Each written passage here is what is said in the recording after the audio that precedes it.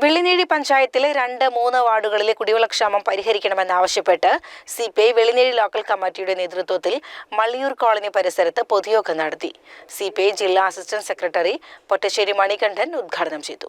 ഒരു ഗ്രാമത്തിന്റെ കുടിവെള്ള ലഭ്യതയ്ക്ക് ആവശ്യമായ ഫണ്ട് വകയിരുത്തുന്നതിന് ഭരണാധികാരികൾക്ക് വേണമെന്ന് തോന്നിയാൽ ഈ പ്രശ്നം പരിഹരിക്കുന്നതിന് ഒരു 6 മാസത്തെ സമയം വേണ്ടു. ഈ പറയപ്പെടുന്ന ജനപ്രതിനിധികളൊക്കെ വേണമെന്ന് മനസ്സിരുത്തി വിചാരിച്ചാൽ 6 മാസത്തിനകത്ത് പരിഹരിക്കാൻ പറ്റുന്ന വളരെ ഒരു ചെറിയ കാര്യമാണിത്. ഇവിടെ നേരത്തെ സൂചിപ്പിച്ചു പഞ്ചായത്തിന് ഫണ്ടില്ലാന്ന്. മനുഷ്യന്റെ സാമാന്യമായ ബുദ്ധിയെ ചോദ്യം ചെയ്യുന്ന നടപടിയാണത്. പഞ്ചായത്തിലെ കുടിവെള്ളക്ഷാമം പരിഹരിക്കാൻ കഴിയാത്തതിൽ പ്രതിഷേധിച്ച് CPIM-ൽ നിന്നും രാജിവെച്ച് CPI-യിലേക്ക് ചേർന്നവർക്ക് സ്വീകരണവും നൽകി. വെള്ളിനേഴി ലോക്കൽ സെക്രട്ടറി ആലുംകുണ്ടിൽ രാധാകൃഷ്ണൻ അധ്യക്ഷത വഹിച്ചു. നാരായണൻകുട്ടി, ഉണ്ണികൃഷ്ണൻ, K. ഹരിദാസ് എന്നിവർ പ്രസംഗിച്ചു.